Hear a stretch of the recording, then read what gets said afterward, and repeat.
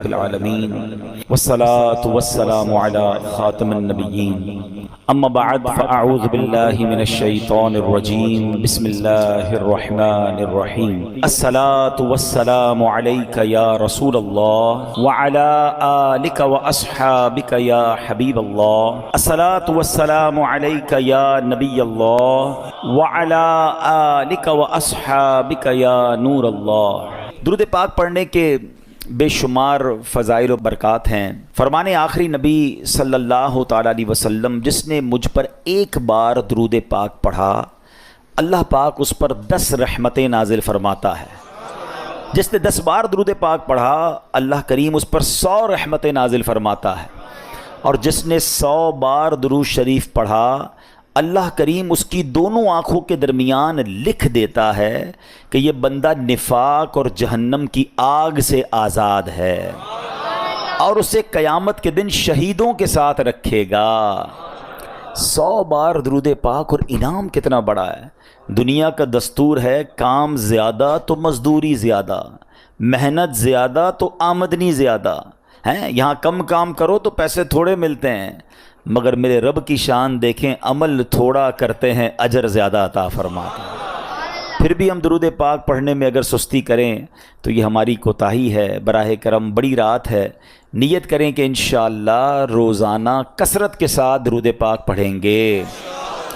آئیے مل کر محبت کے ساتھ بآواز بلند درود پاک پڑھ لیں۔ صلو علی الحبیب صلی اللہ تعالی علی محمد صلی اللہ علیہ وسلم۔ تفسیر عزیزی میں ہے، ایک بار ہمارے پیارے آقا مکی مدنی مصطفیٰ صلی اللہ تعالیٰ علیہ وسلم نے پچھلی امتوں کی، ہم سے پہلے جو امتیں آئیں ان کی لمبی لمبی عمروں کے بارے میں جب غور فرمایا، اور اپنی امت کی عمر تھوڑی، نبی پاک کی امت کی عمر اتنی زیادہ نہیں ہے، جب اس عمر کی طرف توجہ فرمائی صلوات والسلام کا دل شفقت سے بھر آیا۔ آپ یہ سوچ کر غمگین ہو گئے کہ اگر میری امت ساری زندگی خوب خوب نیکیاں بھی کرے پھر بھی پچھلی امتوں کی نیکیوں تک نہیں پہنچ سکے گی، تو قلب مصطفیٰ علیہ الصلوۃ والسلام کو گویا دلاسا دینے کے لیے، راحت پہنچانے کے لیے اللہ رب العالمین نے آپ کی امت کو لیلۃ القدر کا تحفہ عطا فرمایا۔ قرآن کہتا ہے بسم اللہ الرحمن الرحیم انا انزلناہ فی لیلۃ القدر وما ادراک ما لیلۃ القدر لیلۃ القدر خیر من الف شہر تنزل الملائکۃ والروح فیہا باذن ربہم من کل امر سلام ہی حتی مطلع الفجر۔ ترجمہ کیا ہے؟ اور تجھے کیا معلوم کہ شب قدر کیا ہے؟ شب قدر 1000 مہینوں سے بہتر ہے۔ انا انزلناہ فی لیلۃ القدر، ہم نے قرآن کو لیلۃ القدر میں نازل کیا، اور تمہیں کیا معلوم لیلۃ القدر کیا ہے؟ شب قدر 1000 مہینوں سے بہتر ہے۔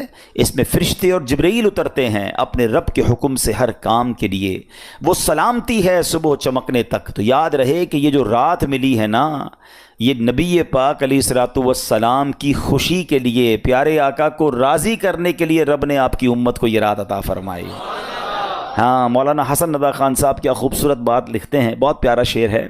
آپ لکھتے ہیں جتنا میرے خدا کو ہے میرا نبی عزیز، جتنا میرے خدا کو ہے میرا نبی عزیز، کونین میں کسی کو نہ ہوگا کوئی عزیز، کونین میں کسی کو ہوگا نہ کوئی عزیز۔ آگے لکھتے ہیں جو کچھ تیری رضا ہے خدا کی وہی خوشی، جو کچھ تیری خوشی ہے خدا کو وہی عزیز۔ تو ایسی شان ہے ہمارے آقا علیہ الصلوۃ والسلام کی۔ تو جہاں اس رات کے لیے ہم نے اپنے رب کا شکر ادا کرنا ہے، وہاں نبی پاک علیہ الصلوۃ والسلام کا بھی شکریہ ادا کرنا ہے کہ انہوں نے ہماری فکر کی۔ کتنے شفیق ہیں آقا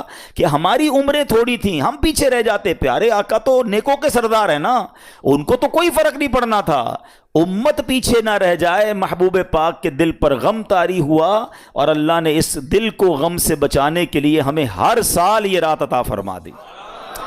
اچھا اب اس رات ہوتا کیا ہے؟ انشاءاللہ جیسے میں نے کہا کہ بہت بڑے بڑے اولیاء کرام، علماء کرام، امام اعظم ابو حنیفہ رضی اللہ تعالیٰ عنہ، ان کا قول یہ ہے کہ لیلۃ القدر 27ویں شب ہوتی ہے، مغفرت کی رات ہے، رحمت کی رات ہے، وہ رات ہے جو 1000 مہینوں سے بہتر ہے، سلامتی کی رات ہے۔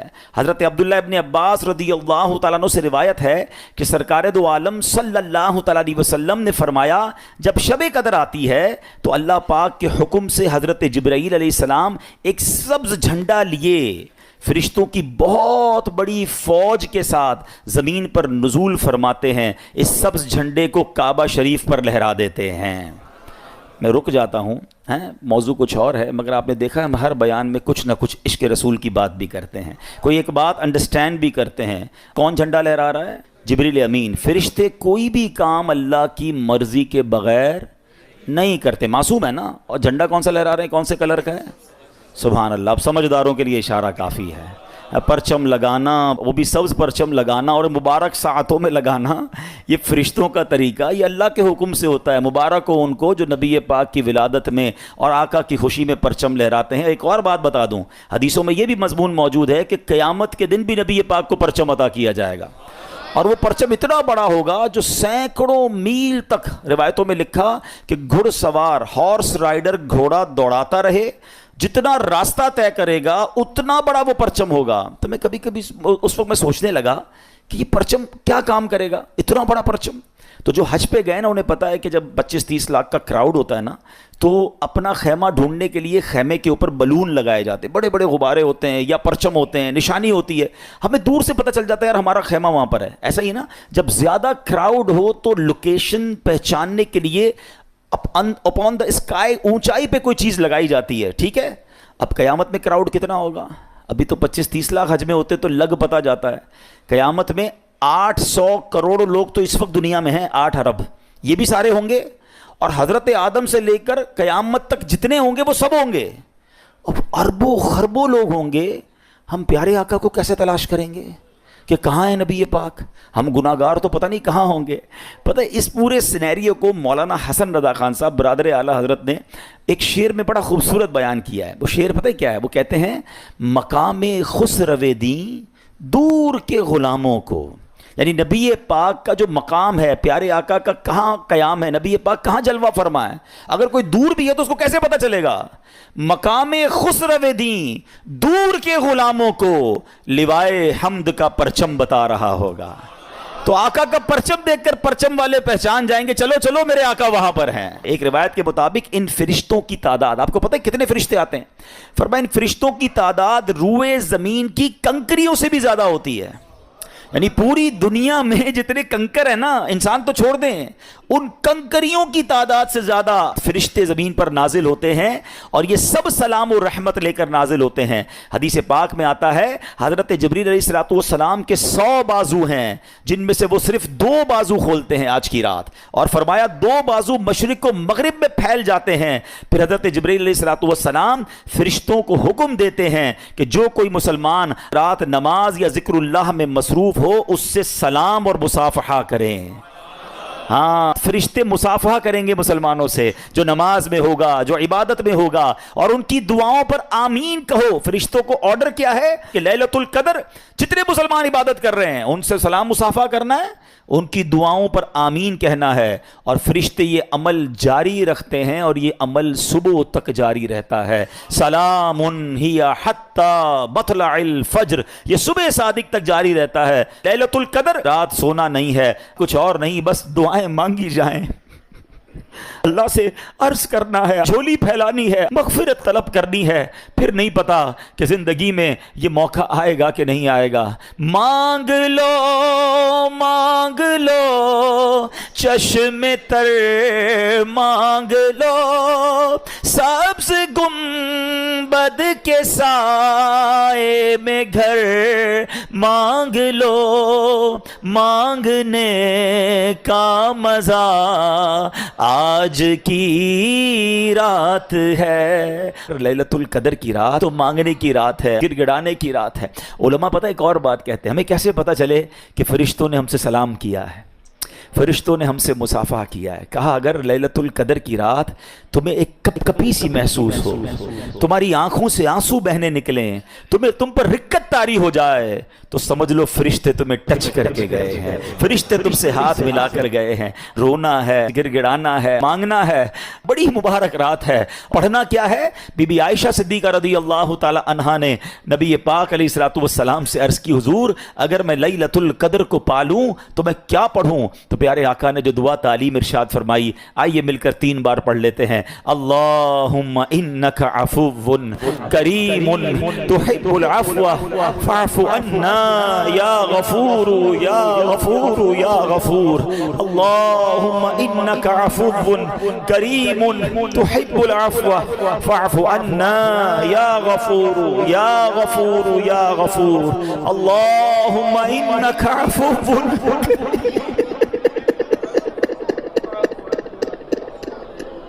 فاعف عنا یا غفور یا غفور۔ کتنی پیاری دعا ہمارے آقا ہمیں سکھا گئے کہ اللہ سے کیا کہنا ہے، اللہم انک عفو، اللہ تو معاف کرنے والا ہے، تحب العفو، معافی کو پسند کرتا ہے، فاعف عنا، اللہ ہمیں بھی معاف کر دے۔ بہت امید ہے، بہت امید ہے، وہ بڑا کریم ہے، اس کی رحمت یہی تو چاہتی ہے ہم بخشے جائیں۔ یہ کیوں ہمیں رمضان ملا، یہ کیوں عشرہ رحمت آیا، یہ کیوں عشرہ مغفرت آیا، جہنم سے آزادی کا عشرہ۔ آپ دیکھیں تو صحیح رحمت کا پلان کیسا ہے کہ کہیں نہ کہیں میرے بندوں کی بخشش ہو جائے، کبھی تو کوئی ایسا کام کر لے کہ اس کی بخشش ہو جائے۔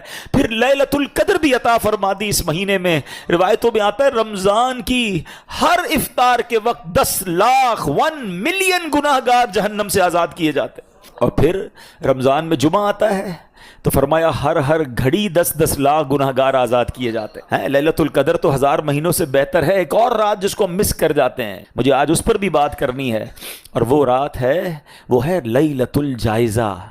یہ کون سی رات ہے؟ یہ آنی ہے چاند رات۔ ہاں، اس کو مس کر جاتے ہیں ہم۔ یہ بڑی کمال کی رات ہے۔ جائزہ کس کو کہتے ہیں؟ عربی میں جائزہ کہتے ہیں انعام کی رات ہے یہ رات ہے۔ اللہ کریم فرشتوں سے فرماتا ہے، فرشتوں بتاؤ اس مزدور کے بارے میں کیا کہتے ہو جس نے مزدوری پوری کی؟ فرشتے کہتے ہیں یا اللہ مزدور کو مزدوری تو پوری ملنی چاہیے۔ اللہ فرماتا ہے میرے فرشتوں گواہ ہو جاؤ، میں نے ان سب کی مغفرت فرما دی۔ یعنی لیلۃ الجائزہ میں حدیثوں میں مضمون ملتا ہے کہ پورے مہینے میں جتنے بخشے جاتے ہیں نا، اس پورے مہینے کی کاؤنٹنگ کے مطابق صرف اس ایک رات میں بخشش ہوتی ہے۔ مگر بدقسمتی سے ہوتا یہ ہے کہ چاند دکھتے ہی لوگ مسجدوں سے غائب ہو جاتے ہیں، پتہ نہیں کیا ہو جاتا ہے۔ اس بار ایسا نہیں کرنا، خدا کے واسطے ایسا مت کرنا، یہ انعام کی رات ضائع مت کرنا۔ مغرب کے بعد چاند دکھ جائے تو عشاء پڑھنے بھی لوگ نہیں آتے۔ ہم زبان سے تو نہیں کہتے، مگر ہم پریکٹیکلی میسج پتہ کیا دیتے ہیں کہ اے شیطان جب تک تو بند تھا نا تب تک ہم رحمان کے بندے تھے، جب تک ہم اللہ کی مان رہے تھے، جیسے ہی تو آزاد ہوا اب ہم نے اللہ سے تعلق چھوڑا، اب ہم تیرا ویلکم کریں گے، اب تیری باتیں مانیں گے۔ ہم کیا کرتے ہیں؟ ہم کیوں رب کو ناراض کر بیٹھتے ہیں؟ ارے اللہ نے اتنا دیا، اتنی رحمتیں، اتنی برکتیں، اتنی اسپرچویلٹی، اتنی روحانیت ملی آپ کو، کیا 2-4 دن میں ہی ختم کر دو گے؟ ایسا مت کرنا۔ بہت رمضان ہم نے ایسا کیا ہے۔ اس بار آ گئے ہو نا رحمت کے گھر میں، اس بار آ گئے ہو نا اللہ کی بارگاہ میں، اب جڑ جاؤ، اب واپس مت جانا۔ خود بتاؤ کتنا لطف ہے۔ اس طرح کا لطف کہیں اور دنیا میں ملتا ہے کہ کریم پتہ ہے کدھر بیٹھے ہیں؟ اس وقت میں اور آپ کریم کے گھر میں بیٹھے، رحمان کے گھر میں بیٹھے ہیں، اور انشاءاللہ وہ کریم ہمیں اسی طرح اپنی بارگاہ میں جنت میں بیٹھنا بھی نصیب فرمائے گا۔ یہ ہم ہیں جو اسے چھوڑ کر چلے جاتے ہیں، اس کی رحمت تو بلاتی ہے، ہم ہیں جو بھاگ جاتے ہیں، ہم ہیں جو دور ہو جاتے ہیں۔ ارے ایسا سکون کہاں ہے دنیا میں؟ مجھے بتاؤ نا۔ میں جانتا ہوں آپ میں سے بہت سارے وہ لوگ ہیں جو 5 سٹار ہوٹلز میں، 7 سٹار ہوٹلز میں، بزنس کلاس میں، پتہ نہیں کیا کیا ٹریول آپ نے کیا ہوگا۔ اپنے دل سے پوچھ کر بتاؤ اس وقت جو آپ کے دل پر سکون طاری ہے دنیا میں کہیں اور؟ ہاں، مکے مدینے میں آتا ہے، نماز میں آتا ہے، عبادت میں آتا ہے، اللہ کے گھر میں یہ سکون آتا ہے۔ پھر ہم کیوں چلے جاتے ہیں؟ پلیز اس مبارک رات اللہ سے کچھ وعدے کر کے جانا ہے۔ اس مبارک رات ہمیں رب سے پکی دوستی کر کے جانا ہے۔ وہ پتہ ہے کتنی رحمت والا ہے اور اس کی رحمت کتنی بڑی ہے۔ آئیے میں آپ کو ایک واقعہ سناتا ہوں۔ آپ کو پتہ ہوگا کہ حضرت حمزہ نبی پاک علیہ الصلوۃ والسلام کے چچا ہیں، ہیں سید الشہداء، اور یہ اتنے عزیز چچا ہیں. اگر حضرت حمزہ رضی اللہ تعالیٰ عنہ سے نبی پاک کا جو لیول آف لو اور رسپیکٹ اور کنیکشن تھا نا وہ کچھ اور تھا. اب ہم عمر بھی تھے، نبی پاک کی عمر اور آپ کی عمر میں اتنا فرق بھی نہیں تھا. اچھا آپ کو شہید کیا گیا اور وہ شہید بھی بڑی بے دردی سے کی اور آپ کا کلیجہ چبایا گیا اور کا طویل داستان ہے. مگر آپ کو ٹارگٹ کر کے جو شہید کرنے والا تھا نا وہ کون تھا پتہ ہے؟ اس کا نام تھا وحشی. ٹھیک ہے، اب نبی پاک علیہ الصلوۃ والسلام کا دل دیکھیں، پیارے آقا کی براڈ مینٹالٹی دیکھیں اور اللہ کی رحمت دیکھیں. نبی پاک علیہ الصلوۃ والسلام نے وحشی کے پاس ایک قاصد بھیجا. اس واقعے کے کچھ عرصے کے بعد ایک میسنجر بھیجا اور کہا کہ جاؤ وحشی کو اسلام کی دعوت دو. دشمن، چچا کو قتل کرنے والا، مگر دل دیکھیں کہ یہ بھی کسی طرح اسلام میں آ جائے. اب ذرا نیگوشیشن دیکھیے گا. ہونا کیا چاہیے؟ لاجک یہ کہتی ہے کہ بندہ کہے یار مجھ جیسے گناہگار کو اتنی بڑی آفر، چلو یار اسلام قبول کر لیتا ہوں. مگر وحشی نے عجیب سا جواب دیا. وہ کہتے ہیں کہ آپ یہ کہتے ہیں، اپنے نبی کو کہو کہ آپ تو یہ کہتے ہیں کہ جس نے کسی جان کو قتل کیا، اللہ کا شریک ٹھہرایا، زنا کیا، تو قیامت کے دن اس کے لیے تو عذاب دگنا کر دیا جائے گا اور وہ ہمیشہ اس میں رہے گا. میں نے تو یہ سارے کام کیے ہیں، تو کیا میرے لیے کوئی رخصت ہے؟ مطلب یہ ساری لسٹ تو میں نے کر کے بیٹھا ہوا ہوں. اسلام کی دعوت جاری ہے اور وہ اپنی طرف سے ایک ڈیمانڈ کریٹ کر رہا ہے. تو نبی پاک علیہ الصلوۃ والسلام نے جب یہ پیغام سنا نا تو اللہ کریم کی طرف سے قرآن کی یہ آیت نازل ہوتی ہے. دیکھو میرا رب کیسا رحیم ہے. ارشاد ہوتا ہے الا من تاب وآمن وعمل صالحا. ترجمہ کیا ہے؟ مگر جو توبہ کرے اور ایمان لائے اور اچھا کام کرے. یعنی اللہ بخش دیتا ہے اسے جو توبہ کر لے، ایمان لے آئے اور اچھے کام کرے. تو جب یہ دوبارہ آیت بھیجی گئی کہ دیکھو اللہ نے آیت نازل کر دی ہے، اگین قاصد جاتا ہے کس کے پاس؟ وحشی کے پاس، کہ اللہ کی طرف سے یہ میسج آ گیا ہے. تو وحشی کہتا ہے یہ شرط تو بڑی سخت ہے، ممکن ہے میں اس پہ عمل نہ کر سکوں، ٹھیک ہے ایمان لے آؤں گا، مگر بعد میں اچھے کام نہ کر سکوں تو پھر میرے لیے کیا حکم ہوگا؟ اس کے علاوہ کوئی رخصت ہے؟ کوئی اور میرے لیے فلیکسیبلٹی ہے؟ اللہ اکبر. آپ دوبارہ اگر شاید سینیریو میں جو سمجھانا چاہ رہا ہوں کہ یہ نیگوشیشن کس سے ہو رہی ہے؟ جس نے پہلے ہی بہت زیادہ ہرٹ کیا ہوا ہے، جس نے پہلے ہی ان کو معاف کر دینا ہی بڑی بات تھی، مگر نیگوشیشن ہو رہی ہے. وہ کہتے ہیں اور کوئی رخصت ہے؟ میں کیسے اچھے کام کروں؟ ضروری تو نہیں اچھے کام کروں، نہیں بخشا گیا پھر مارا جاؤں گا. تو اب جب نبی پاک علیہ السلام کے پاس یہ میسج پہنچتا ہے تو قرآن کی ایک اور آیت نازل ہوتی ہے. بے شک اللہ اسے نہیں بخشتا جس نے اس کے ساتھ کفر کیا، اور کفر سے نیچے جو کچھ ہے اللہ جسے چاہے معاف کر دیتا ہے. یعنی کفر نہ ہو، شرک نہ ہو، اللہ جسے چاہے معاف کر دیتا ہے. اگین یہ آیت وحشی کے پاس بھیجی گئی. دیکھو ایک اور پیغام آ گیا، ایک اور میسج، ایک اور فلیکسیبلٹی. ہائے ہائے ہائے. پتہ کیا کہتا ہے؟ کہتا ہے اس میں بھی تو ایک آپشن ہے نا، اللہ جسے چاہے بخش دے. کیا پتہ میری مغفرت نہ ہو؟ کوئی اور رخصت ہے تو بتائیں.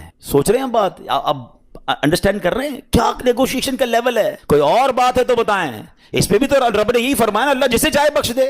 ہو سکتا ہے میری بخشش نہ ہو، میں نہ بخشا جاؤں، پھر کیا ہوگا؟ اللہ اکبر. ابھی بھی مجھے شبہ ہے. جب یہ میسج گیا نا تو اب قرآن کی ایک اور آیت نازل ہوتی ہے. ہائے ہائے ہائے، میں رب کی عطا پر قربان جاؤں، رب کی رحمت پر قربان جاؤں. ارشاد ہوتا ہے، اب اس کا ترجمہ سنو اور ایمان تازہ کر لو.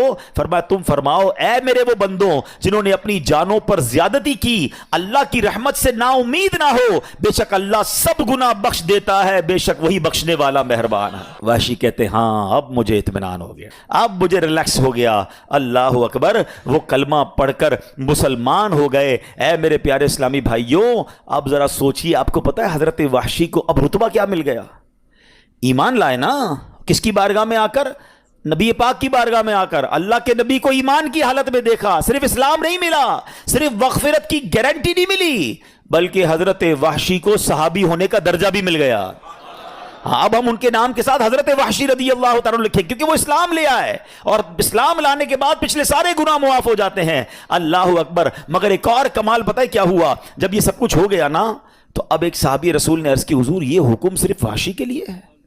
یہ جو آفر تھی یا قرآن کی آیتیں نازل ہوتی گئیں، کیا یہ حضرت وحشی کے لیے یہ ہے؟ یہ سارے مسلمانوں کے لیے ہے؟ سنو میرے آقا فرماتے ہیں یہ تمام مسلمانوں کے لیے ہے. ہائے ہائے ہائے، اس خوبصورت واقعے سے یہاں نبی پاک کا جو اوپن ہارٹ ہے، نبی پاک کی جو براڈ مینٹالٹی ہے، نبی پاک کی جو معافی اور درگزر ہے، وہ بھی سیکھنے کو مل رہا ہے کہ اپنے چچا کو شہید کرنے والے کو کسی طرح مسلمان کر لوں، وہ ایمان لے آئے، ارے کچھ بھی کر کے اس کے لیے باقاعدہ آفرز کریٹ کی جا رہی ہیں۔ یہ کیسا دل گردہ ہے، اور ہم اس نبی علیہ الصلوۃ والسلام کے امتی ہو کر چھوٹی چھوٹی باتوں پر دشمنیاں لگائے بیٹھے ہیں، رشتہ داریاں کاٹے بیٹھے ہیں، اپنے دوستوں سے اپنے رشتہ داروں سے نہیں ملتے ہیں۔ ایسا نہ کریں۔ دیکھیں یہ اسلام ہے، اور پھر اس کے بعد اللہ کی رحمت تو دیکھو کہ رب نے کیا کیا ارشاد قرآن میں فرما دیے، لا تقنطوا من رحمت اللہ، اے میرے بندوں میری رحمت سے مایوس نہ ہونا، اللہ سارے گناہ معاف فرما دیتا ہے۔ تو اگر آج ہم بھی گناہ گار ہیں، اگر آج ہم بھی خطا کار ہیں، تو ہمیں اپنے رب کی رحمت سے امید رکھنی ہے۔ سبحان اللہ۔ اور پھر اللہ کی رحمت سے مایوس نہیں ہونا۔ ایک اور واقعہ سنیے، حضرت سیدنا زید بن اسلم رضی اللہ تعالیٰ عنہ سے مروی ہے، کہتے پہلی امت میں ایک شخص کثرت سے اپنے نفس پر سختی کرتا تھا اور لوگوں کو رحمت الہی سے مایوس کرتا تھا۔ جب اس کا انتقال ہوا تو کسی نے خواب میں دیکھا کہ وہ اللہ عز و جل کی بارگاہ میں حاضر ہے اور عرض کر رہا ہے، اے میرے رب میرے لیے تیری بارگاہ میں کیا اجر ہے؟ تو بارگاہ الہی سے جواب ملا، آگ۔ کس کو کہا جا رہا ہے؟ جو بہت عبادت کرتا تھا لیکن لوگوں کو ڈراتا تھا، اللہ کی رحمت سے مایوس کرتا تھا، فرمایا تیرے لیے آگ ہے۔ کہ یا اللہ میری عبادت میری ریاضت وہ کہاں گئی؟ تو فرمایا تو دنیا میں لوگوں کو میری رحمت سے مایوس کرتا تھا، آج میں تجھے اپنی رحمت سے مایوس کر دوں گا۔ لا تقنطوا من رحمت اللہ، اللہ کی رحمت سے مایوس نہیں ہونا ہے۔ اے میرے پیارے اسلامی بھائیوں، ابن ماجہ کی حدیث ہے، حضرت ابو ہریرہ رضی اللہ تعالیٰ اس حدیث کے راوی ہیں، سرکار دو عالم علیہ الصلوۃ والسلام کا فرمان مغفرت نشان ہے، اگر تم اتنی خطائیں کرو کہ وہ آسمان تک پہنچ جائیں پھر توبہ کرو تو اللہ عز و جل ضرور تمہاری توبہ قبول فرمائے گا۔ ہائے ہائے کیسا مالک ہے ہمارا۔ سنیے ایک اور جگہ اللہ کے حبیب علیہ الصلوۃ والسلام فرماتے ہیں، بے شک اللہ عز و جل رات کے وقت اپنا دست قدرت پھیلا دیتا ہے تاکہ دن میں گناہ کرنے والوں کی توبہ قبول فرمائے، اور دن میں اپنا دست قدرت پھیلا دیتا ہے تاکہ رات کے وقت گناہ کرنے والوں کی توبہ قبول فرمائے، یہاں تک کہ سورج مغرب سے طلوع ہو۔ یاد رکھیے توبہ کا دروازہ کھلا رہتا ہے، یہ ایک وقت آئے گا قیامت سے پہلے، جب تک وہ وقت نہیں آئے گا نا توبہ کا دروازہ کھلا ہے۔ اور وہ وقت پتہ ہے کیا ہے کہ جو سورج ہے یہ مشرق سے طلوع ہوتا ہے نا، اور ویسٹ میں ایسٹ سے نکلتا ہے اور ویسٹ میں غروب ہوتا ہے۔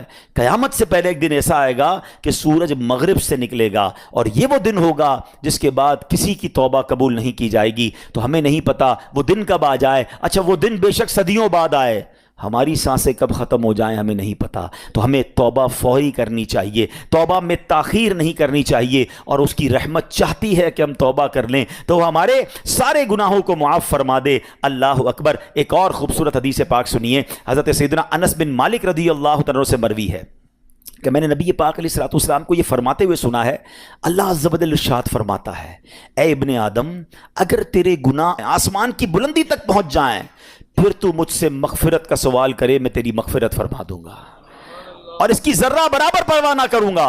اے ابن آدم اگر تو زمین کے برابر خطائیں لے کر میری بارگاہ میں حاضر ہو تو میں اس کے مطابق تیری بخشش فرما دوں گا، بشرطے کہ تو میرے ساتھ کسی کو اپنا شریک نہ ٹھہرائے۔ کنڈیشن ایک ہے، شرک نہیں کرنا ہے، اس کے علاوہ جتنے گناہ ہوں سچی توبہ کر لے وہ کریم معاف فرما دیتا ہے، اور وہ کیسا معاف کرنے والا ہے۔ اے میرے پیارے اسلامی بھائیوں، ایک بار نبی پاک علیہ الصلوۃ والسلام کے ساتھ صحابہ اکرام بھی بیٹھے تھے، عورت سے بچہ بچھڑ گیا تھا، تو ایک عورت بھاگ رہی تھی اور اس نے قیدی بچے کو اٹھا کر اپنے سینے سے لگایا، جب دیکھا کہ بچہ مل گیا، بٹ جس طرح ماں سے بچہ بچھڑ جائے اور وہ دوڑتے ہوئے آ کے بچے کو کیسے پکڑتی ہے، تو صحابہ کرام بھی بیٹھے ہیں، نبی پاک علیہ الصلوۃ والسلام موجود ہیں، اس عورت کو بہت ٹائم بعد اپنا بچہ ملا، اس نے چمٹایا، اسے دودھ پلانے لگی، سینے سے لگا کر رونے لگی۔ تو پیارے آقا علیہ الصلوۃ والسلام نے فرمایا اس عورت کو دیکھ کر بتاؤ کیا یہ اپنے بچے کو جہنم میں ڈال دے گی؟ تو عرض کیجیے حضور اللہ کی قسم کبھی نہیں ڈالے گی، یہ تو اس کو خراش بھی نہیں آنے دے گی، میں خلاصہ عرض کر رہا ہوں۔ تو پیارے آقا علیہ الصلوۃ والسلام نے فرمایا اللہ عز و جل اپنے بندوں پر اس سے کہیں زیادہ رحم و کرم فرماتا ہے جتنی یہ عورت اس بچے پر مہربان ہے۔ آئے ہائے، ایک روایت میں آتا ہے اللہ کی 100 رحمتیں ہیں، اللہ نے اس دنیا میں ایک رحمت ہی نازل فرمائی ہے۔ اچھا اس رحمت کا صلہ پتہ ہے کیا ہے؟ یہ ماں جو ہم سے پیار کرتی ہے، جو والد ہمارا خیال رکھتا ہے، جانور اپنے بچوں کا خیال رکھتے ہیں، لوگ ایک دوسرے پر جو رحم کرتے ہیں، سب کچھ اس ایک رحمت کی برکت سے ہے۔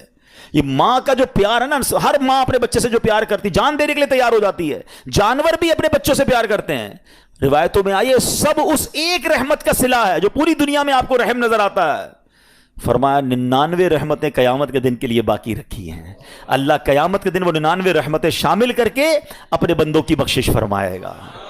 ہائے ہائے کیسا رحیم کیسا کریم ہے میرا مولا. اے میرے پیارے اسلامی بھائیوں، حضرت سیدنا جابر بن عبداللہ سے مروی ہے کہ نبی پاک علیہ الصلوۃ والسلام کا فرمان، میری شفاعت میری امت کے کبیرہ گناہ والوں کے لیے ہے. اور اسی طرح ایک اور صحابی کے بارے میں آتا ہے کہ ایک اعرابی نے عرض کی، اب دیکھیں اللہ پر بھروسہ کیسا، کہتے حضور کیا قیامت کے دن گناہ گاروں کا حساب رب خود لے گا؟ اللہ حساب لے گا؟ تو نبی پاک علیہ الصلوۃ والسلام نے کہا ہاں وہ خود لے گا. تو عربی مسکرانے لگ گیا، ریلیکس تھا، عربی گاؤں سے آیا ہوا تھا، صحابہ دیکھ رہے ہیں. تو نبی پاک علیہ الصلوۃ والسلام نے اس سے مسکرانے کی وجہ پوچھی کہ جواب تو بڑا سیویئر تھا کہ کون حساب لے گا؟ اللہ لے گا. میں نے کہا اللہ لے گا. تو مسکرا رہے ہو؟ تو کہتا ہے جب کریم کسی پر قدرت پاتا ہے نا تو معاف کر دیتا ہے، جب حساب لیتا ہے تو درگزر فرماتا ہے. اے ہائے نبی پاک نے فرمایا یہ عربی سچ کہہ رہا ہے. جان لو اللہ سے بڑا کریم کوئی نہیں، وہ سب کریموں سے بڑھ کر کریم ہے. کریم قابو پا لے نا تو پھر معاف ہی کر دیتا ہے. اس کو پتا ہے بندہ پھنس گیا ہے، اس کی پکڑ ہو گئی ہے، وہ معاف کر دیتا ہے. اور اللہ تو سب سے بڑا کریم ہے، سب سے بڑا معاف کرنے والا ہے. ایک کمال کا میں آپ کو واقعہ سناتا ہوں. حضرت موسیٰ علیہ نبینا علیہ الصلوۃ والسلام کے دور کا واقعہ ہے. اللہ کریم نے آپ کو حکم دیا کہ اے موسیٰ فلاں علاقے میں جاؤ، میرے ایک ولی کا انتقال ہو گیا ہے، تو اس کا جا کر نماز جنازہ ادا کرو، غسل کفن کا انتظام کرو. آپ ادھر گئے، آپ نے جب غسل کفن کے لیے کوشش کی تو لوگ کہنے لگے آپ کدھر آ گئے، یہ تو بڑا گناہ گار، بڑا بدکار اور زمانے کا بیکار شخص ہے، آپ اس کا جنازہ پڑھنے آئے ہیں. بہرحال آپ نے وہ سارا کچھ کر دیا. پھر اللہ سے کہا کہ یا اللہ بندے تو یہ کہہ رہے ہیں تیرا نافرمان تھا، گناہ گار تھا، اور تو فرماتا ہے تیرا ولی. اللہ نے فرمایا موسیٰ بات یہ بندے بات تو صحیح کر رہے ہیں، یہ جو کہہ رہے ہیں نا یہ سب ٹھیک کہہ رہے ہیں، مگر بات یہ ہے کہ اس بندے نے مرنے سے پہلے جب اس کی وفات کا وقت قریب آیا نا تو 5 کلمات کے ذریعے اس نے مجھے پکارا. اے موسیٰ میں نے ان 5 کلموں کی وجہ سے اس کی مغفرت فرما دی. حضرت موسیٰ نے کہا یا اللہ مجھے 5 سینٹنس بتا دے، مجھے وہ 5 کلمات بتا دے کہ صدیاں گناہ کر کے اتنے بڑے گناہ گار کو صرف 5 کلموں کے لیے بخش دیا تو نے. اب ذرا ان 5 سینٹنس کی خوبصورتی، ڈیپتھ اور اللہ سے کنیکٹیوٹی سمجھیے گا. کاش یہ بات سمجھ آ جائے کہ توبہ کہتے کس کو ہیں، اللہ سے کنیکٹیوٹی کسے کہتے ہیں. ہم کانوں کو ہاتھ لگانا یا اللہ میری توبہ، ہمارے تو اسٹائل ہی دوسرے ہیں نا. توبہ کسی اور شے کا نام ہے. توبہ کے لیے کوئی بہت بڑا اہتمام کرنے کی ضرورت نہیں ہے، بس دل سے ایک بار پکارنے کی ضرورت ہے. سچی پکار ہو جائے، ایک بار سچی کنیکٹیوٹی ہو جائے، وہ کریم پچھلے سارے گناہ معاف فرما دیتا ہے. اس پتہ ہے گناہ گار نے وہ 5 جملے کیا کہے؟ وہ کہتا ہے اے اللہ تو جانتا ہے کہ میں نیکوں سے محبت کرتا ہوں اگرچہ خود نیک نہیں ہوں. ذرا سوچئے، میں خود نیک نہیں ہوں مگر تو جانتا ہے مجھے نیکوں سے پیار بڑا ہے. دوسرا سینٹنس کیا تھا؟ یا اللہ تو جانتا ہے میں گناہ گاروں سے بغض رکھتا ہوں، فاسقوں سے بغض رکھتا ہوں حالانکہ میں خود گناہ گار ہوں. سمجھ رہے بات کو؟ اپنے گناہوں کا اعتراف، اقبال جرم ہے. بندے کو کہو تو گناہ گار، بولتا ہے میں کدھر گناہ گار بھائی، مجھ سے بڑا تو نیکی کوئی. ہم تو پہلے یہی ماننے کے لیے تیار نہیں کہ میرے گناہ کتنے ہیں. اللہ کی بات دنیا سے چھپا لو، اللہ سے چھپتا نہیں کچھ. ادھر اقبال کریں، ادھر مانیں، ایکسیپٹ کریں. ہاں دنیا کی عدالت میں اگر ہم کہیں جا کے اپنا جرم ایکسیپٹ کر لیں سزا سنائی جاتی ہے. سبحان اللہ، میرے رب کی رحمت کے انداز ہی نرالے ہیں، اس کی عدالت کے دستور نرالے ہیں. کوئی سچے دل سے جا کے مان لینا یا اللہ میں سب سے بڑا گناہ گار، اس کی رحمت اس کی بخشش فرما دیتی ہے. اس نے کہا یا اللہ ہوں بڑا گناہ گار، میں گناہ گاروں سے نفرت رکھتا ہوں مگر مولا خود بھی گناہ گار ہوں. تیسرا جملہ کیا تھا؟ یا رب اگر مجھے معلوم ہو جائے نا کہ میرے جنت میں داخل ہونے سے تیری ملکیت میں کوئی کمی آ جائے گی تو پھر میں تیری جنت کا کبھی تجھ سے سوال نہیں کروں گا، کیونکہ مجھے پتا ہے تیری جنت بہت بڑی ہے. مجھے داخل کر کے تیرا کچھ بھی نہیں جانا، تیرا کچھ نہیں جانا، میرا بیڑا پار ہو جانا ہے. تو پھر میں تجھ سے کیوں نہ مانگوں؟ مجھے بخشنے میں تیرا کیا جائے گا؟ تو کریم، تیری جنت بہت بڑی، تیری رحمت بہت بڑی. تو یا اللہ مجھے اگر یہ معلوم ہو جائے کہ مجھے جنت میں داخل کرنے سے تیری ملکیت تھوڑی ہو جائے گی پھر میں جنت نہیں مانگوں گا. چوتھا سینٹنس کیا تھا؟ یا رب اگر مجھے معلوم ہو جائے کہ میرے جہنم میں داخل ہونے سے تیری ملکیت میں اضافہ ہو جائے گا تو میں جہنم سے تیری پناہ بھی نہیں مانگوں گا. اگر جہنم میں ڈالنے سے تیری ملکیت میں، تیرے ملک میں اضافہ ہو رہا ہے تو پھر مجھے ڈال دے جہنم میں راضی ہوں، مگر مجھے پتا ہے کہ مجھے جہنم میں ڈالنے سے تیری ملکیت میں کوئی اضافہ نہیں ہوگا، تو ویسے ہی مالک ہے، تو ویسے ہی خالق ہے، سب کچھ تیرا ہے۔ اور آخری جملہ سنیے، وہ کیا کہتا ہے؟ یا رب اگر تو مجھ پر رحم نہیں کرے گا تو پھر کون کرے گا؟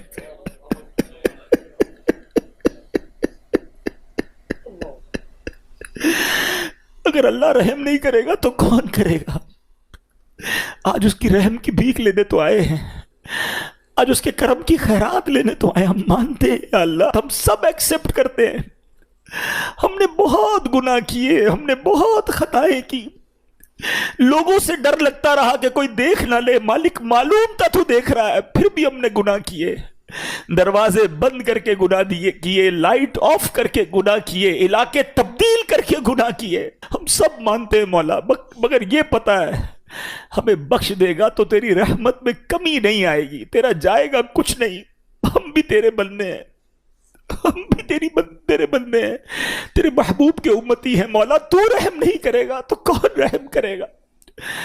آج اسی توجہ کے ساتھ اپنے اعمال پر نظر کرنی ہے میرے پیارے اسلامی بھائی۔ ایسے کریم سے کوئی دور نہیں ہوتا ہے، ایسے کریم سے کوئی نافرمانی نہیں کرتا ہے، وہ کیسے بخشتا ہے، وہ کیسے معاف کرتا ہے۔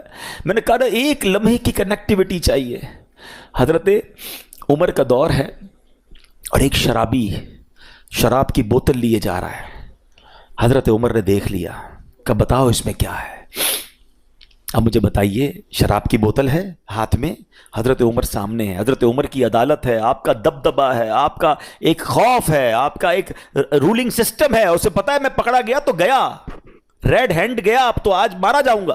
ڈرتے ڈرتے کہتا ہے حضور یہ سرکہ ہے، شراب کی بوتل میں کیا ہے؟ سرکہ ہے۔ حضرت عمر کہتے ہیں مجھے دکھاؤ۔ اب پلیز ٹرائی ٹو انڈرسٹینڈ کہ کتنا فرق ہوگا اس بندے اور حضرت عمر میں، اور یہ کتنی سیکنڈ کی کانورزیشن ہوگی۔ دیر از نو بگ کانورزیشن، کوئی زیادہ ٹائم ہی نہیں تھا۔ دیکھو یہ ہے توبہ۔ وہ بندہ دل ہی دل میں اللہ سے پتہ کیا کہتا ہے؟ اللہ آج بچا لے، آج عمر کے سامنے ذلیل ہونے سے بچا لے، مالک وعدہ کرتا ہوں آج کے بعد شراب نہیں پیوں گا۔ اس نے کوئی مسجد میں جا کر دعا نہیں کی، کوئی ہاتھ نہیں اٹھائے، کوئی چیخو پکار نہیں کی، بس دل سے پکارا اپنے اللہ کو، اللہ آج بچا لے، آج بچا لے۔ آپ کو پتہ کیا ہوا؟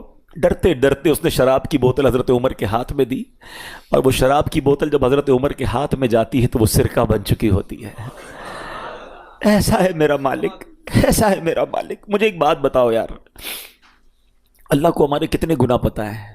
کبھی سوچا ہے آپ نے؟ یہ گناہ لوگوں کو پتہ چل جائیں، سارے چھوڑو یار، 2-4 پتہ چل جائیں، ہماری عزت کا کیا حال ہوگا؟ کوئی منہ لگائے گا ہمیں؟ کوئی ساتھ بٹھائے گا ہمیں تھوکے گا بھی نہیں ہمارے منہ پر کہ تو ایسا انسان ہے، ہم تجھے کیا سمجھتے ہیں، تو یہ کرتا ہے اکیلے میں؟ اتنے گناہ سب اسے پتا ہے، مگر سوچو نہ وہ کھانا روکتا ہے، نہ سانسیں روکتا ہے، نہ نعمتیں روکتا ہے، نہ ذلیل کرتا ہے۔ ارے ایسے کریم سے کوئی غداری کرتا ہے، کوئی ایسے کریم کی نافرمانی کرتا ہے، کوئی ایسے کریم کو چھوڑ کر جاتا ہے، کوئی اس کی عبادت سے منہ موڑتا ہے۔ ذرا سوچو تو صحیح ہم کر کیا رہے ہیں۔ خدا کی قسم رب سے محبت کرو، وہ بڑا کریم ہے۔ دیکھو نا کتنے عیب چھپائے، ہمیں عزتیں بھی دے رہا ہے۔ وہ پنجابی شاعر کہتے ہیں نا، ایک گناہ میرے ماں پیو ویکھن مینوں عمری منہ نہ لاویں، ایک گناہ میرے ماں پیو ویکھن مینوں عمری منہ نہ لاویں، لکھ گناہ میرا مالک ویکھے وہ پھر بھی پردے پاوے۔ دنیا میں 1-2 خطائیں ہو جائیں باپ باپ گھر سے نکال دیتے ہیں، ایسا نافرمان بیٹا نہیں چاہیے۔ اللہ کو تو سب پتا ہے نا۔ میرے پیر و مرشد لکھتے ہیں نا اپنے کلام میں، تجھے تو خبر ہے میں کتنا برا ہوں، تجھے تو خبر ہے میں کتنا برا ہوں، تو عیبوں کو میرے چھپایا الہی، تو عیبوں کو میرے چھپایا الہی، بنا دے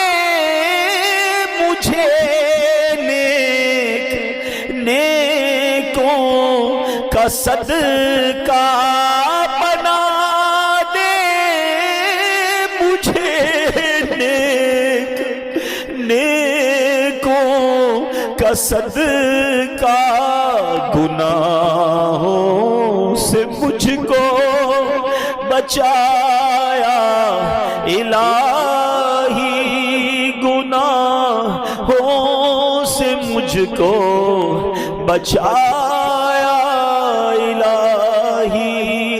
مل کر پھر شب قدر کی دعا، اللہم انک عفو کریم تحب العفو فاعف عنا یا غفور یا غفور۔ اللہم انک عفو کریم تحب العفو فاعف عنا یا غفور یا غفور یا غفور۔ اللہم انک عفو کریم تحب العفو فاعف عنا یا غفور یا غفور یا غفور۔ پتہ ہے وہ کیسا کریم ہے؟ آئے میں آپ کو بخاری شریف کی حدیث سناتا ہوں۔ حضرت سیدنا ابو ہریرہ رضی اللہ تعالیٰ عنہ سے مروی ہے کہ جناب رسول اللہ صلی اللہ علیہ وسلم کا فرمان ہے، میرا بندہ جب کوئی گناہ کر لیتا ہے پھر کہتا ہے اے میرے مولا میں نے گناہ کر لیا ہے مجھے معاف کر دے، تو اللہ فرماتا ہے میرا بندہ جانتا ہے کہ اس کا کوئی رب ہے جو گناہ معاف بھی کرتا ہے اور پکڑ بھی لیتا ہے، اے فرشتوں گواہ ہو جاؤ میں نے اپنے بندے کو بخش دیا۔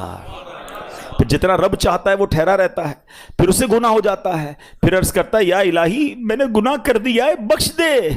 اللہ فرماتا ہے میرا بندہ یہ جانتا ہے اس کا کوئی رب ہے جو معاف بھی کرتا ہے اور گناہ پر پکڑ بھی لیتا ہے، فرشتوں گواہ ہو جاؤ میں نے اپنے بندے کی بخشش فرما دی ہے۔ اللہ فرماتا ہے حدیث کے الفاظ ہیں بندہ جتنی دیر رب چاہتا ہے وہ ٹھہرتا ہے، پھر گناہ ہو جاتا ہے، پھر کہتا ہے یا اللہ گناہ ہو گیا ہے اے اللہ معاف کر دے۔ اللہ فرماتا ہے میرا یہ بندہ جانتا ہے اس کا کوئی رب ہے جو گناہ معاف بھی کرتا ہے پکڑ بھی لیتا ہے، اے فرشتوں گواہ ہو جاؤ میں نے اپنے بندے کی بخشش کر دی ہے، اب جو چاہے کرے۔ معافی مانگنے والا اس کو اتنا پسند ہے۔ پلیز اے میرے پیارے اسلامی بھائیوں، آج بدل کے جانا ہے۔ ہم نے پہلے بھی کئی رمضان گزارے ہیں، کئی بار توبہ بھی کی ہے، یہ آنسو پہلے بھی بہے ہیں، مگر کیا وجہ ہے کہ جب رمضان جاتا ہے ہم پھر گناہوں میں پڑ جاتے ہیں، حرام دیکھتے ہیں، حرام سنتے ہیں، حرام بولتے ہیں، کئی حرام کماتے ہیں۔ خدا کے واسطے یہ نہ کریں، ہمیں نہیں پتہ ہم کتنا جئیں گے۔ نوجوان نظر آ رہے ہیں، کیا جوان نہیں مرتے؟ کیا صرف بوڑھا ہی مرتا ہے؟ ہمیں نہیں پتہ، بعض اوقات دادا موجود ہوتا ہے پوتا قبر میں چلا جاتا ہے۔ پچھلے رمضان میں کئی لوگ ہمارے ساتھ تھے، اس بار نہیں ہیں، کیا پتہ اگلے رمضان میں ہم نہ ہوں، ہم قبر میں ہوں۔ اللہ نے پتہ ہے کیا کیا ہے ہمارے ساتھ، آپ کو اندازہ ہی نہیں ہے۔ میرے رب نے ہم پر اتنی بڑی مہربانی کی ہے کہ ہمیں ایک بار پھر مغفرت کا موقع دے دیا ہے، پھر رمضان دے دیا، پھر لیلۃ القدر دے دی، پھر اپنے گھر میں بلا لیا۔ یار اس سے بڑا کیا احسان ہوگا؟ اب بھی بدل کر نہ جاؤں، اب بھی اسے راضی کر کے نہ جاؤں، اب بھی اس سے دوستی کر کے نہ جاؤں، تو یہ میری کتنی بڑی کوتاہی ہوگی۔ تو اے میرے پیارے اسلامی بھائیوں، خدا را اپنی زندگی کا ٹرننگ پوائنٹ بنا دیں۔ کب تک گناہ کرتے رہیں گے؟ کب تک اللہ کو ناراض کرتے رہیں گے؟ کب تک نمازیں قضا کریں گے؟ کب تک حرام کمائیں گے؟ یار ہمیں نہیں پتا، ہم چلے جائیں گے، یقین کرو چلے جائیں گے، ہم یہاں نہیں رہیں گے، زیادہ عرصہ نہیں رہیں گے، سب نے جانا ہے، مگر جدھر جانا ہے نا اس کو روشن کر لو۔ مجھے بتاؤ ان اچھے بیڈ رومز اور نرم گدوں کا کیا فائدہ کہ دنیا میں تو شاندار لگژری گھر بنا لیے، قبر میں آگ اور بچھو انتظار کر رہے ہو۔ بدل دو اپنی زندگی کو، اللہ کو راضی کر لو۔ اس بار ایسا پلان کر لیں کہ کچھ بھی ہو جائے، اب آ گئے نا کریم کے گھر پر، اب اسے ناراض نہیں کریں گے انشاءاللہ۔ اب ہماری کوئی نماز قضا نہیں ہوگی، ہم حرام روزی کے قریب بھی نہیں جائیں گے، ہم رمضان کے بعد بھی مسجد سے اپنا تعلق مضبوط رکھیں گے۔ اچھا یہ نیت پہلے بھی ہوئی ہے، میں اب اپنے بیان کو اینڈ کرتے ہوئے ریزن آپ کو ڈسکس کرنا چاہتا ہوں۔ اس کے پیچھے ریزن ہے ہم کیوں رمضان کے بعد پھر گناہوں میں پڑ جاتے۔ میں نے بہت غور کیا کہ یار توبہ کرتے وقت سچی نیت ہوتی ہے، لوگ بڑی ایموشن ہوتے ہیں، آنکھوں میں آنسو ہوتے ہیں، نیتیں کرتے ہیں، پھر کیوں چین نہیں ہوتے؟ تو اس کی ایک بڑی وجہ پتہ ہے کیا ہے؟ بڑی وجہ یہ ہے کہ ہم رمضان کے بعد جا کر بیٹھتے انہی دوستوں میں ہیں، اسی گیدرنگ میں جاتے ہیں جو بے نمازیوں کی ہے، جو حرام کام کرنے والوں کی ہے، بلکہ وہ ایسے دوست ہیں کہ اگر ہم نماز پڑھیں تو مذاق اڑاتے ہیں، کہتے ہیں بھائی پڑھ لی نا رمضان میں جتنی پڑھنی تھی، اب کیا کرنا ہے؟ ارے ٹوپی لگانا شروع کر دے کوئی تو دوست مذاق اڑانا شروع کر دی, کیا ٹوپی پہننا شروع کر دی ہے, بس جمعہ پڑھ لیتے ہو ٹھیک ہے. اب دوستوں کا پریشر جو ہے نا ہمیں نماز کی طرف نہیں آنے دیتا. ماشاءاللہ کئی لوگ رمضان میں داڑھی شریف کی نیت کرتے ہیں, تھوڑی تھوڑی شیپ بھی بڑھ جاتی ہے, دوست مذاق اڑاتے ہیں بھائی کیا مولوی بننا ہے, وہ شیو کر دیتے ہیں. دوست اس کو سنیما میں لے جاتے ہیں, دوست اس کو غلط کاموں میں لے جاتے ہیں, اور وہ بیچارہ جس نے رمضان میں توبہ بھی کی تھی, نیت بھی کی تھی, انہی گیدرنگ میں جا کر وہ پھر برباد ہو جاتا ہے. کیا اس بار بھی یہی ارادہ ہے آپ کا؟ اپنے پہلے دل سے پوچھ لو کہ مجھے نیک بننا ہے کہ نہیں بننا. نہیں بننا تو پھر تمہاری مرضی, اور اگر نمازی رہنا ہے, اللہ کا اچھا بندہ رہنا ہے, قبر روشن کرنی ہے, آخرت بہتر کرنی ہے, تو you have to forward some steps. کچھ تو آپ کو آگے بڑھ کے کرنا پڑے گا نا. اس پہ سب سے پہلا کام یہی ہوگا کہ آپ برے دوستوں کو چھوڑ دیں, آپ اچھے دوست اپنے. آپ بے نمازیوں کے ساتھ نمازی نہیں بن سکیں گے, آپ جواریوں کے ساتھ بیٹھ کر, شرابیوں کے ساتھ بیٹھ کر اللہ کا پسندیدہ بندہ نہیں بن سکیں گے. ہمارے کچھ بچے یہ نوجوان بیٹھے ہیں نا, یہ کہتے ہیں ہم بڑے پکے ہیں بھائی, ہمارے دوست شراب پیتے ہیں, ہم نہیں پیتے, ہم تو صرف بیٹھتے ہیں. وہ جوا کھیلتے ہیں, ہم تو صرف بیٹھتے ہیں, ہمیں پتہ ہے وہ غلط کام کر رہے ہیں, ہم بیٹھتے ہیں. حضرت آج آپ بیٹھ رہے ہیں, تھوڑے دنوں بعد آپ یہ کام کریں گے. یہ دنیا کا دستور ہے کہ اچھوں کی صحبت تجھے اچھا بنا دے گی اور برے کی صحبت تجھے برا بنا دے. یہ بچوں کو سمجھ نہیں آتا, نوجوانوں کو سمجھ نہیں آتا. چلے میں آپ کو ایک لاجیکلی ایگزامپل سے سمجھا دیتا ہوں. دنیا میں کسی بھی ہیروئن چی, کسی بھی شرابی, کسی بھی جواری, کسی بھی گیمبلر, کسی بھی جناب قاتل, کسی بھی چور سے اگر ملاقات ہو جائے, اس سے ایک سوال پوچھ لیجئے گا, یہ عادت کدھر سے ملی ہے؟ کیا جواب دیں گے سب؟ بتائیے نا. میں نہیں کہہ رہا, آپ خود کہہ رہے ہیں. کہاں سے ملی ہے؟ دوستوں سے. کوئی ایک نہیں کہے گا کہ جناب برتھ ڈے کے دن امی نے گفٹ میں جو مجھے نا چرس کا سگریٹ دیا تھا کہ بیٹا آج برتھ ڈے گفٹ ہے, یا ابو نے پستل لا کے دی تھی بیٹا یہ جاؤ چوری شروع کر دو. یہ ساری عادتیں برے لوگوں کو دوستوں سے ہی ملی ہیں. ہم کیوں یہ سمجھتے ہیں مجھے نہیں ملیں گی؟ یہ امپیکٹ ہے, صحبت اثر رکھتی ہے. اب آپ کہیں گے جناب اس دور میں اچھے دوست کہاں ملیں گے؟ ہاں, دس از دا گڈ کوشچن. الحمدللہ آج کے دور میں دعوت اسلامی کا ماحول ہے جہاں ہمیں اچھے دوست ملتے ہیں. ہم نماز نہ پڑھیں تو بلانے آ جاتے ہیں. آپ مدنی قافلوں میں سفر کریں, آپ دعوت اسلامی کے اجتماعات میں آئیں, آپ فیضان مدینہ جانا شروع کریں تاکہ ہماری کنیکٹیوٹی رہے, ہم آتے رہیں, ہم مسجد سے جڑے رہیں. اور ایک آخری بات کر لیتا ہوں, ایک فارمولہ دے دیتا ہوں. اگر آپ پنکچول رہنا چاہتے ہیں نا نماز میں, عید کے بعد بھی, تو میں آپ کو ایک فارمولہ آج دے دیتا ہوں. دیکھیں ایک بات یاد رکھیں, شیطان چھوٹے گا چاند رات کو. جب وہ چھوٹے گا نا, اس کا ایک ہی ٹارگٹ ہوگا, اتنا غصے میں ہوتا ہے کہ وہ چاہتا ہے کہ ان 3 دنوں میں ان کے ساری روحانیت بیڑا غرق کر دوں, میں تیا پاچا کر دوں, ان کی اسپرچولیٹی ساری برباد کر دوں. سنیما میں, ڈراموں میں, تفریح گاہوں میں, پتہ نہیں وہ ہلا گلا 3 دن لوگ مچاتے ہیں کہ پتہ نہیں شیطان چھوٹا ہے یا یہ چھوٹے ہیں. سوچئے تو صحیح, ہم اللہ کے بندے ہیں بھائی, تو ہم کیوں بھاگ جاتے ہیں مسجد سے؟ مطلب رمضان یعنی ایک چاند دیکھ کر مسجد آباد, اگلا چاند دیکھ کر مسجد ویران. یہ کون سا مذاق ہے؟ یہ رمضان نے تو پریکٹس کروائی نا میری اور آپ کی. یعنی یہ بہانہ ختم کر دیا ہمارا رمضان نے کہ میں 5 وقت نماز نہیں پڑھ سکتا. رمضان نے یہ سکھایا کہ ہم بھی چاہیں تو 5 وقت نماز پڑھ سکتے ہیں, تو رمضان کے بعد بھی پڑھ سکتے ہیں. تو آپ نے کرنا یہ ہے کہ یہ جو 3 دن ہے نا, اس میں آپ نے اپنے اوپر سختی یہ رکھنی ہے کہ میں نے 5 کی 5 نمازیں عید کے 3 دن باجماعت پڑھنی ہے. پڑھیں گے انشاءاللہ. اس سے پتہ کیا ہوگا, یہ طوفان نکل جائے گا. ہاں, آپ نے 3 دن اپنے آپ کو لوز کیا نا, آپ پھر نہیں آ سکو گے. شیطان 3 دن میں ڈسکنٹینیو کرتا ہے. آپ نے شیطان کو جواب یہ دینا ہے کہ کچھ بھی ہو جائے, بے شک میرے گھر پہ مہمان ہیں, ان کو بھی کہوں گا چلو بھائی نماز پڑھ کے آتے ہیں.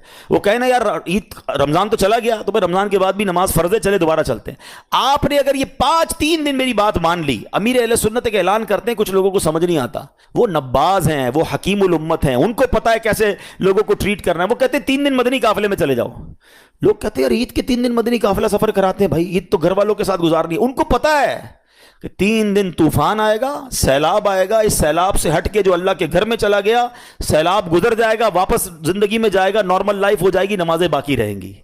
تو واقعی ایسا ہے, اگر 3 دن اپنے آپ کو اپنے گناہوں سے بچا لیا, نمازوں کی پابندی کی, آپ انشاءاللہ دعا دیں گے آپ کی نماز جاری رہے گی, آپ کا انشاءاللہ گناہوں سے بچنا جاری رہے گا. ان 3 دنوں میں گناہوں کے سیلاب میں بہنا نہیں ہے.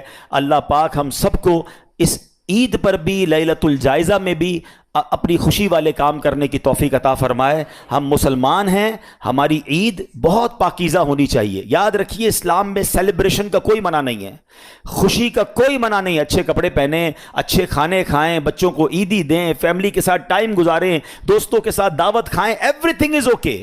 ہر چیز میں ایک بات یاد رکھ لیں, ایک آخری بات کہہ دوں, شیطان نے نا ہمارے ساتھ ایک اور گیم کی ہے, بڑی عجیب گیم کی ہے. شیطان نے ہمارے ساتھ گیم یہ کی ہے کہ ہم جب بھی خوشی مناتے ہیں نا، whenever we try to celebrate something, ہر خوشی میں شیطان نے اللہ کو ناراض کرنے والا کام ایڈ کروا دیا ہے. اب مجھے پہلے ایک بات بلند آواز سے بتائیں گے، خوشی دینے والا کون ہے؟ دولت دینے والا کون ہے؟ گھر دینے والا کون ہے؟ شادی کے لیے رشتہ ہمارے گھر پر بھیجنے والا کون ہے؟ شادی ہو گئی اس کے بعد اولاد دینے والا کون ہے؟ یہ ساری خوشیاں دینے والا اللہ. عقل مند کون ہوگا کہ جو خوشی دے اس کا شکریہ ادا کرے؟ دنیا بھی یہ کہتے ہیں نا، آپ کو کوئی گفٹ دے آپ اس کو جزاک اللہ کہتے ہیں یار اتنا اچھا گفٹ دیا، اس کو ناراض نہیں کرنا. ہمیں شیطان نے اتنی بڑی بے وقوفی میں ڈالا ہے کہ جب جب اللہ کوئی خوشی دیتا ہے ہم ہر خوشی میں اللہ کو ناراض کرتے ہیں. آپ کہیں کیسے؟ چلیں ابھی بتاتا ہوں آپ کو. شادی ہوتی ہے، کتنی مشکل سے ہوتی ہے، پوچھو ان ماں باپ سے جن کے بچوں کے رشتے نہیں آ رہے. آپ کے گھر میں شادی ہوئی، کون سا گناہ ہے جو شادی میں لوگ نہیں کرتے؟ ناچ گانے ڈھول تماشے میوزک بے پردگی. اب تو وہ ہو رہا ہے جو زبان سے بھی ادا نہیں ہو پا رہا. ہوتا ہی نہیں ہوتا. لوگوں سے کہو یار کیا کر رہے ہو؟ خوشی میں چلتا ہے. خوشی میں نہیں چلے گا، خوشی چلی جائے گی، کیونکہ خوشی رب نے دی ہے نا. اگر وہ ناراض ہو گیا تو تمہاری خوشی چلی جائے گی. ہم نے دیکھا ہے 2-2 کروڑ روپے شادی پہ خرچ کیے، پتہ نہیں کانسرٹ کیے، ہنگامے کیے، ڈھول تماشے کیے، فائر ورکس کیے، اور آ کر تھوڑے دنوں بعد کہتے ہیں حضرت دعا کرے بچی سسرال میں خوش نہیں ہے، 4 سال ہو گئے اولاد نہیں ہے. تم نے اللہ کو ناراض کرنے میں کوئی کسر چھوڑی تھی؟ قرآن کہتا ہے لَإِن شَكَرْتُمْ لَأَزِيدَنَّكُمْ، تم میرا شکر ادا کرو میں تمہیں اور عطا کروں گا. اچھا اولاد دی اللہ نے، بڑی دعائیں کی، اللہ نے بچہ دے دیا. بچے کی برتھ ڈے میں کیا کرتے ہیں؟ کیا قرآن خوانی نہیں ہو سکتی؟ کیا نعت خوانی؟ کون کہتا ہے کیک نہ کاٹیں بھائی، کیک کھلائیں دوستوں کو، بلائیں فیملی کو، لیکن اس میں ڈھول تماشا کدھر سے آ گیا؟ میوزک کدھر سے آ گیا؟ بے پردگی کیوں شامل کی؟ ہمیں اندازہ ہی نہیں ہے ہم اللہ کو کیسے ناراض کر رہے ہیں. ہر خوشی پہ اللہ نے نیا گھر دیا، نئے گھر کی پارٹی کرنی ہے، دوستوں کو بلانا ہے، ادھر بھی ناچ گانے کرنے ہیں، ادھر بھی جوا ہونا ہے. اچھا جناب نیا بزنس شروع ہو رہا ہے. مجھے تو یہ سمجھ نہیں آتا کہ تمہیں نیا پلازا شروع کرنے کے لیے، نیا بزنس شروع کرنے کے لیے میوزیکل شو رکھنے کی کیا ضرورت ہے؟ کیا اب لڑکیاں دکھا کر میوزک دکھا کر تمہارے اپارٹمنٹ بکیں گے؟ کیا آپ کا شاپنگ سینٹر ناچ گانے کے بغیر شروع ہی نہیں ہو سکتا؟ آپ خود سوچیں، آپ نیا کاروبار شروع کر رہے ہیں، یہاں سجدے ہونے چاہیے تھے یا صدقے ہونے چاہیے تھے. بلڈر آپ لوگوں کو پتہ نہیں کیا ہو جاتا ہے، اپنے پروجیکٹ کی جب بھی پروموشن کی آپ کو ویڈیو جاری کرتے ہیں، ذرا آپ اس کے کمرے دکھاتے ہیں، اس کی آفیسز دکھاتے ہیں، پیچھے میوزک لگا دیتے ہیں. ہر بندہ آپ کی ویڈیو دیکھے گا، آپ کو حرام کا گناہ ملے گا. آپ رب کو ناراض کر رہے ہیں، کیا وہاں کوئی اچھا سا کلام لگا دیں؟ یعنی عقل نہیں ہے کہ ہم ہر خوشی میں، ہر اسٹارٹ اپ میں ہر بار اپنے رب کو ناراض کر رہے ہیں، اور پھر ہم کہتے ہیں ہماری نعمتوں کو نظر لگ گئی، کاروبار ٹھپ ہو گیا، بچے خوش نہیں ہیں. ہم نے کسر کیا چھوڑی ہے؟ دنیا کا دستور ہے یار گفٹ دو، اور اگر سامنے والا شکریہ نہ دے ہم آئندہ گفٹ نہیں دیتے. ہم اللہ کو الٹا ناراض کرتے ہیں ہر خوشی میں. پلیز عید بھی خوشی ہے، اللہ نے دی ہے، کرے نا خوشیاں. مزہ کیا ہے کہ میں اپنی عید بھی مناؤں، اللہ کے 2 بندوں کو بھی عید کے تحفے دے کر ان کی بھی خوشیاں بڑھا دوں. لیکن نہیں، مجھے تو ناراض کرنا ہے اللہ کو. نمازیں قضا کرنی ہے، بے حیائی کرنی ہے، فلمیں ڈرامے گانے باجے. ارے بھائی اسٹوروں پہ میوزک چلنا، ایسا لگتا ہے شیطان کا استقبال ہو رہا ہے. 1 مہینے سے بند تھا، چلو بل کے ویلکم کرتے ہیں. نہ کریں ایسا، ہم یہ بہت بڑی غلطی کر رہے ہیں. لاجک بھی یہ کہتی ہے، عقل بھی یہ کہتی ہے کہ جب اللہ عطائیں بڑھائے ہم سجدے بڑھائیں، ہم شکر بڑھائیں، ہم صدقے بڑھائیں. ہو کیا رہا ہے؟ وہ عطائیں بڑھاتا ہے، ہم خطائیں بڑھاتے ہیں. تھوڑے پیسے تھے، تھوڑے گناہ تھے. زیادہ پیسے ہوئے، ارے یار میں تو انتظار کر رہا تھا پیسے آ جائیں، اب اپنے سارے ارمان پورے کروں گا، اب ساری عیاشیاں کروں گا. وہ رب نے تمہیں اس لیے دیے تھے. سوچیں، عقل یہ کہتی ہے ادھر سے عطائیں بڑھتی رہیں، ادھر سے سجدے شکرانے بڑھتے رہیں. بہت کچھ کہہ گیا میں، عقل مندوں کے لیے اشارہ کافی. ایک جملہ اگر میرے ساتھ دہرا لو، میرے دل میں بہت دکھی ہوں اس معاملے میں. ایک جملہ آج آپ اگر لے جائیں، نوجوان بھی لے جائیں، یہ بچے اسٹینڈ لو نا کہ میری شادی میں اللہ کو ناراض نہیں کروں گا. اپنے ماں باپ کو کہو کہ میں شادی کے بعد لائف آپ نے گزارنی ہے، چند دوستوں کو خوش کرنے کے لیے کر لو گے ہلا گلا، نہ فنکشن اور نہ ناراضگی، اللہ والے کام. بعد میں زندگی تو تم اپنی وائف کے ساتھ گزارو گے، اولاد نہ ہوئی اور خوشیاں نہ ملی تو کیا کرو گے؟ تو میں آج ایک جملہ دینا چاہتا ہوں، آج کے بعد میں ہمیشہ ایسے خوشی مناؤں گا کہ میں بھی خوش، میرے گھر والے بھی خوش، اور خوشیاں دینے والا میرا مالک بھی خوش. کریں گے ایسا؟ عقل بھی یہ کہتی ہے یار. اور آئندہ ایک اور انشاءاللہ کا بلند نعرہ دل سے کہ آج کے بعد ایسی کوئی خوشی نہیں مناؤں گا جس میں خوشی دینے والے رب کو ناراض کروں. صلو علی الحبیب.